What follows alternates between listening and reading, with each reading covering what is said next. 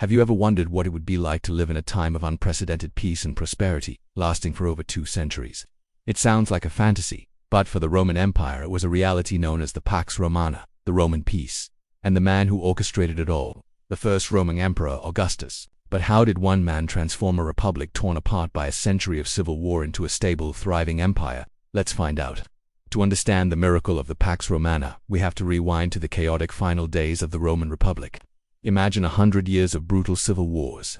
Generals like Marius Sulla, Pompey, and Julius Caesar marched their armies on Rome itself. The state was bankrupt, the provinces were exploited, and pirates ruled the seas. Life for the average person was unpredictable and dangerous. The assassination of Julius Caesar in 44 BC didn't bring back the Republic. It just ignited another round of vicious conflict. Out of this chaos emerged a young, unassuming heir named Octavian. He was Caesar's grandnephew and adopted son. At just 18 years old, he was thrown into a viper's pit of Roman politics, facing off against seasoned generals like Mark Antony. No one expected him to survive, let alone win. But Octavian was brilliant, ruthless, and incredibly patient. After a final, decisive naval battle at Actium in 31 BC where he defeated Antony and Cleopatra, Octavian stood alone as the undisputed master of the Roman world. The big question on everyone's mind was, what now? Would he be another dictator, another king? The Romans had a deep-seated hatred for the title of king. Octavian knew this, so he performed a political masterstroke in 27 BC. He walked into the Senate and announced he was restoring the Republic, handing all his powers back to them. It was a brilliant move. The grateful senators, terrified of more civil war, begged him to stay. They showered him with new powers and a new name, Augustus, meaning the revered one. He wasn't a king or a dictator. He was the princeps the first citizen. In reality, he held all the power, but he maintained the illusion of the old republic. This was the foundation of the Roman Empire. With his political position secure, Augustus began the monumental task of rebuilding. His first priority was the army. The massive loyal to their generals' armies of the civil wars were a constant threat. Augustus slashed the number of legions by more than half, from over 60 down to 28. He created a professional, standing army loyal not to their commanders, but to the emperor himself. He established a special fund to pay for their salaries and retirement bonuses, ensuring they wouldn't need to plunder to get rich. This professional military would become the guardian of the empire's borders for centuries. With the army sorted, Augustus turned his attention to the provinces, the territories outside of Italy. For a century, they had been ruthlessly exploited by corrupt governors.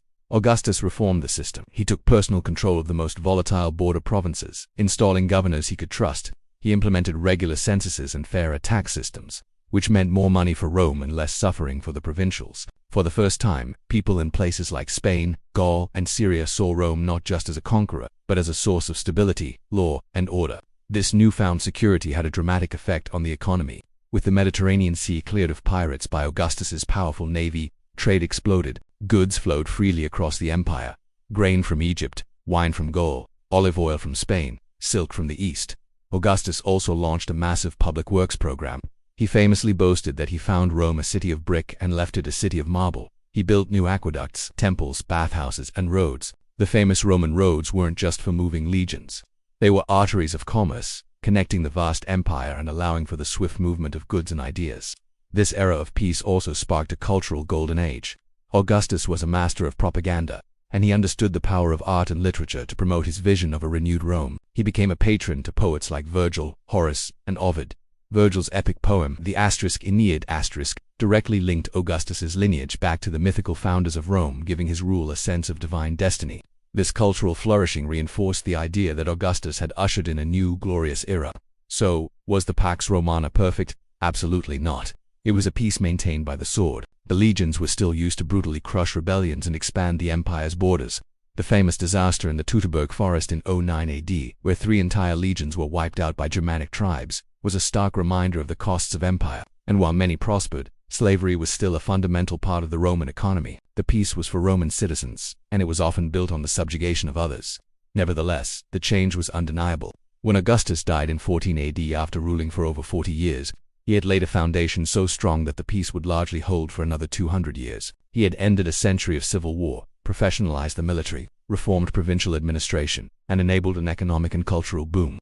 He created a system that, despite its flaws and a few terrible emperors along the way, gave the Mediterranean world its longest period of peace and stability in recorded history. The Pax Romana, born from the chaos of civil war and engineered by the political genius of Augustus, truly changed the course of Western civilization. Thanks for watching. If you found this journey back to ancient Rome fascinating, don't forget to like this video, subscribe to the channel, and hit that notification bell so you don't miss our next deep dive into history. See you next time.